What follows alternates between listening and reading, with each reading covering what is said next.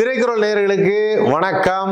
ஒவ்வொரு வெள்ளிக்கிழமையும் ஏராளமான படங்கள் ரிலீஸ் ஆகுது. சில படத்தை நான் கண்டினியூஸாக பார்க்கறது உண்டு. ஒருத்தர் என்ன கேட்டார், எப்படி சார் இவ்வளோ கண்டினியூஸாக படம் பார்க்குறீங்கன்னாரு.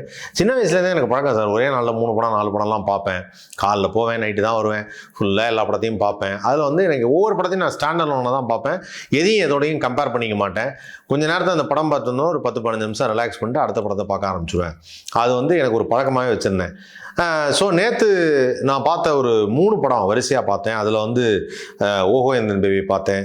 அதுக்கப்புறம் வந்து தேசிங் ராஜா 2 பார்த்தேன். அதுக்கப்புறம் மாயக்கூத்து பார்த்தேன். இந்த படம்லாம் பார்த்ததில் எனக்கு வந்து ஒரு படத்தை பற்றி சொல்லணும் அப்படின்னு தோணுச்சு. அந்த படம் தான் வந்து தேசிங் ராஜா 2. இந்த தேசிங் ராஜா 2 இந்த படத்தை ப்ரொடியூஸ் பண்ணியிருக்கிறது அப்படின்னு பார்க்குறப்போ திரு பி ரவிச்சந்திரன், இந்த படத்துடைய மியூசிக் டைரக்டர் வித்யாசாகர், இந்த படத்துடைய டைரக்டர் எஸ் எழில்.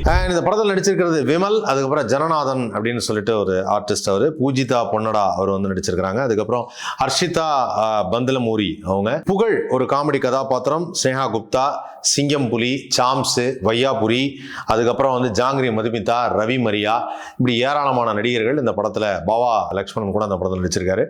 ஸோ இந்த படத்துடைய கதை அப்படின்னு பார்க்கும்பொழுது எங்கேயோ ஒரு போலீஸ் ஸ்டேஷனில் ஆரம்பிக்குது. அந்த போலீஸ் ஸ்டேஷனில் வந்து 2 போலீஸ் ஸ்டேஷன் இருக்குது. இது எங்கள் ஏரியா லிமிட், அது உங்கள் ஏரியா லிமிட்னு. படம் ஃபுல்லாக வந்து லேடி கெட்டப்பில் வராரு புகழ். ஸோ லேடி கெட்டப்பில் வர்றது மட்டும் இல்லாமல் ஒரு லேடி போலீஸ் இன்ஸ்பெக்டராக வராரு. அதுக்கப்புறம் இந்த பக்கம் வந்து ஒரு ஆப்போசிட் சைடில் இன்னொரு ஸ்டேஷனோட இன்ஸ்பெக்டராக விமல் வராரு. இவங்க 2 பேரும் போலீஸ் ஸ்டேஷன் இது. அப்புறம் இவங்களுக்கு ஹையர் அஃபீஷியலாக ஹீரோயின் வராங்க. அவங்க தான் ஐபிஎஸ் ஆஃபீஸர் சந்திரகலா. அதுக்கப்புறம் வந்து இவருக்கு காலேஜில் படித்த ஒரு ஃப்ரெண்டாக வராரு. அவர் தான் ஆப்போசிட் கேங்கில் வில்லனாக இருக்கார். ஸோ இந்த மாதிரி ஒரு பெரிய ஒரு ஒரே இடத்துல இருந்தவங்க, ஒருத்தர் இன்ஸ்பெக்டராகவும், ஒருத்தர் வந்து ஐபிஎஸ் ஆஃபீஸராகவும், ஒருத்தர் வந்து கேங் லீடராகவும் இருக்கிறது மாதிரி கதை அமைப்பு இருக்கு. அதுக்கப்புறம் இந்த கதையில் வர்ற இது என்னன்னா, ரவி மரியா வந்து ஒரு அரசியல்வாதியாக வராரு. ஒரு அரசியல்வாதியாக வர அவர் வந்து அவருடைய பையனை வந்து கொண்டுடுறாங்க. அப்படி பையனை கொண்டுடுறாங்க போது அவர் ரொம்ப கடுப்பாயிடுறாரு. அவர் கடுப்பாகி எப்படியாவது அவனை பழி வாங்கணுங்கிறதுக்காக இந்த பையனை கொண்டவனை வந்து பழி வாங்குறதுக்கு அவர் முயற்சி செஞ்சு அதில் வெற்றியை அடைஞ்சிடுறாரு. அதுக்கப்புறம் வெற்றி அடைஞ்சுனா என்ன, ஒரு போலீஸில் தெரிகிறாரு. அதே சமயத்தில் அந்த பையனை பழி வாங்கினதுக்கப்புறம் பையன் தான் செத்து போயிட்டானே. அதுக்கப்புறம் பார்த்தா இவர் அரசியல்வாதி இல்லையா, தன்னுடைய பதவி அந்த இதெல்லாம் வந்து போதையெல்லாம் அவருக்கு இருக்கு. அந்த பதவி போதைக்காக வந்து எப்படியாவது வரணும்னு நினைக்கும் போது ஆளுங்கட்சியில் ஆர் உதயகுமார் அவர்கள் வந்து ஒரு சிஎம் கேரக்டர் பண்ணியிருக்காரு. அதுக்கப்புறம் வந்து இவங்க எல்லாரும் சேர்ந்து இந்த பதவியில் வேணும்னு நினைக்கிற ரவி மரியா வந்து, நான் வரணும்னா நான் எப்படியும் வந்து உங்களுடைய ரகசியத்தெல்லாம் வெளியிட்டுருவேன்னு சொல்லிட்டு ஒரு சிடி, அந்த சிடியை ஏதோ வந்து ஒரு லாக்கரில் வச்சிருக்காரு. அந்த லாக்கர் காணா போயிடுச்சு, திருடு போயிடுச்சு. அந்த லாக்கரை கடத்திட்டு போகிறது பௌரியான்னு ஏதோ ஒரு கேங், அது ஒரு கேங்கு. அப்புறம் அதுக்கு ஒரு பஸ்ஸு, அதுக்கப்புறம் ஒரு காட்டுவாசி கும்பல் வந்து ஆன்லைன் டிரான்ஸ்ஃபரு. இப்படி நான் விட்டு சொல்கிறேன், ஏன்னா அந்த படத்தில் விட்டு தான் எல்லாம் இருந்தது. அதுக்கப்புறம் இந்த படத்தில் வந்து பார்த்தீங்கன்னா ரொம்ப வசனமெல்லாம் வந்து நிலத்துக்கு இருந்தது. எதுவுமே சாதாரண சின்ன வசனமே கிடையாது. எல்லாமே இந்த படத்தில் கத்திக்கிட்டே தான் இருக்காங்க. படம் ஆரம்பிச்சதுலேருந்து கடைசி வரைக்கும், ஏய் நான் யார் தெரியுமா, ஏய் யார் நீ ஏமேன்னு சொல்கிற, அதெல்லாம் உனக்கு தெரியாது, நான் பார்த்துக்கிறேன், ஏவா, இப்படியே தான் இருக்குது படம் ஃபுல்லாக. 2 செகண்ட் உங்களால் கேட்க முடியாது. ஆனால் இது படம் ஃபுல்லாக கேட்டால் உனக்கு எப்படி இருக்கும்? கேட்டேன். நான் அந்த படத்தை ஃபுல்லாக பார்த்தேன். அதுக்கப்புறம் நான் வந்து ரிவ்யூ பண்ண போனேன். ஒரு படத்தை பார்த்துட்டு உங்களுக்காக சொல்லணும்னு நினச்சேன், அதுக்காக ஃபுல்லாக பார்த்தேன். பாவம் என் கூட உட்காந்து பார்த்தவங்களாம் ஏன் ஃபுல்லாக உட்காந்துருந்தாங்கன்னு எனக்கே தெரியல. அவங்க பாவம் கொடுத்த காசுக்கு ஏதாவது இங்கேயே உட்காந்துருப்போம் அப்படிங்கிறதுக்காக உட்காந்துருந்தாங்களான்னு தெரில. அதுலேயும் ஒரு சில பேர் பொறுக்க முடியல அப்படின்னு டப்புன்னு எழுந்து போயிட்டாங்க. அப்புறம் ஒருத்தர் வந்து அப்படியே போகணும், இந்த மாதிரி போகணும் வந்துச்சு, அவரும் எழுந்து போயிட்டார். இந்த மாதிரி எல்லாம் சில பேர் பக்கத்தில் தேட்டரில் அங்கங்கே எழுந்து போனாங்க. இந்த படத்துடைய டயலாகை கேட்கும்போது எனக்கு வந்து இதை வந்து எழுதுனாங்களா இல்லை ஸ்பாட்டில் உட்காந்து அவங்கவுங்க ஓன் டைலாக் பேசிக்கங்க அப்படின்னு சொன்னாங்களான்னு எனக்கு தெரியல. ஏதோ வாய்க்கு வந்ததெல்லாம் ஓன் டைலாக் எடுத்து பேசுறதும் அவங்களுக்குள்ளேயே வந்து இந்த சீனை பர்சீவ் பண்ணி நடிக்கிறதுங்கிற மாதிரி இருந்தது. அது எனக்கு ரொம்ப பெரிய ஒரு வருத்தத்தை தந்தது. ஏன்னா இந்த படத்தில் நடித்ததில் சில பேர், சிங்கம் புலி அவர்கள் வந்து ஒரு டேரக்டரு, ரவி மரியா ஒரு டேரக்டரு. ஸோ இவங்கெல்லாம் டேரக்டராக இருக்கிறதுனால அவங்களுக்கே தெரிஞ்சிருக்கும். பட் இருந்தாலும் இந்த டேரக்டர் சொல்கிறத ஏதாவது நம்ம மாற்றி சொன்னால் அது பிரச்சனை ஆகிடுமேன்னு சொல்லி அவர் சொன்ன மாதிரியே நடிச்சிருக்காங்கன்னு நினைக்கிறேன். எழில் அவர்கள் இப்படி ஒரு படத்தை ஏன் எடுக்கணும் அப்படிங்கிறதா என்னுடைய முதல் கேள்வி. இப்போ இந்த பார்ட் 2 வரும்போதெல்லாம் அதில் பெரிய சுவாரஸ்யம் இருக்கானே எனக்கு தெரியல. பார்ட் 2 அப்படின்னா வா அந்த படத்துடைய பார்ட் 2 வருது, வேற எதுவும் கதை இல்லைங்கிறனால பார்ட் 2 எடுக்கிறீங்களா, இல்லை அந்த கிரேஸை வச்சு ஏதாவது ஒன்று பண்ணலாங்கிறதுக்காக பார்ட் 2 எடுக்கிறீங்களா, எனக்கு தெரியல.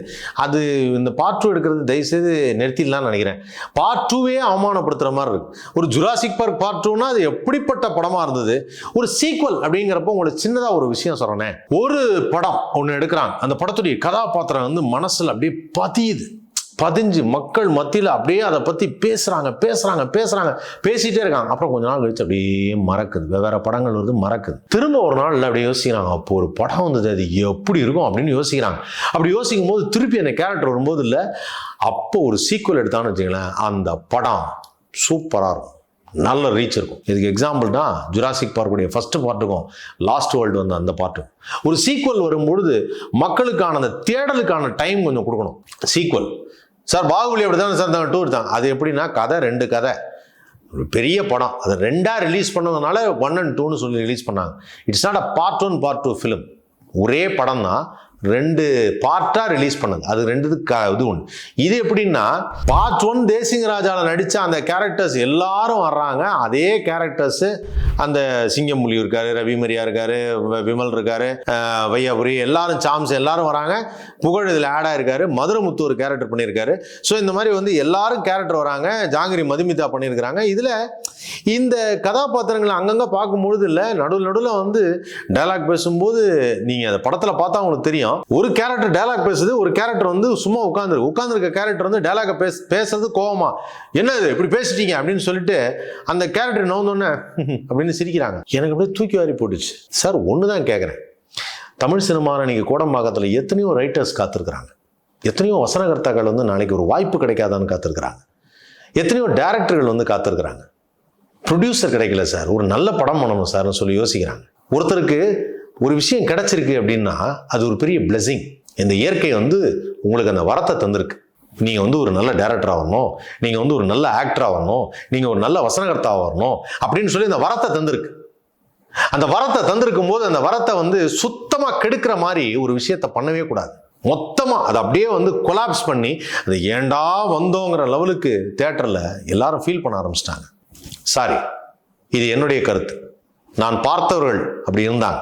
உடனே இந்த படம் இல்லை சார் செம காமெடியாக இருந்தது அப்படின்னா ஓகே சார், நான் எதுவும் தப்பு சொல்லலை. ஆனால் சொல்கிறேன், இது இப்படி பண்ணியிருக்கவே கூடாது. அதுவும் எழில் சார் ஒரு மாபெரும் இயக்குனர், நல்ல நல்ல திரைப்படங்கள் நிறையா பண்ணியிருக்காரு. அவர் இந்த படத்தில் ஏன் பண்ணார், இது அவர் தான் பண்ணாரா இல்லை அவர் பேர் போட்டுக்கிட்டு வேற யாராவது பண்ணாங்களா, எனக்கு சத்தியமாக தெரியல. Please, this is not at all acceptable. ஒத்துக்கவே முடியாது. இன்னைக்கு மக்கள் வந்து காசு கொடுத்து தியேட்டர் வராங்க அப்படின்னா அவங்க தியேட்டர் வர்றதே ரொம்ப கஷ்டமாக இருக்குது. எல்லாரும் வந்து நாங்கள் யூடியூப்பில் பார்த்துக்கிறோம் சார், ஓடிடியில் பார்த்துக்கிறோங்கிறாங்க. அப்படி தியேட்டருக்கு வர வைக்கிறதுக்காக இன்றைக்கி எத்தனையோ படங்கள் போராடிட்டு இருக்கிறாங்க. நல்ல நல்ல கதைகள்லாம் கொடுத்து ப்ளீஸ் சார் தியேட்டர் வந்து பாருங்கள் சார், ஃபேமிலியோடு வந்து பாருங்கள் நல்லா இருக்குன்னு. ஒரு தியேட்டருங்கிறது அது ஒரு வேலை, அது ஒரு பெரிய பிஸ்னஸ். எவ்வளவு தொழிலாளர்கள் அவங்களுடைய வேலையவே கெடுக்கிற மாதிரி இது கேளிக்கை கிடையாது.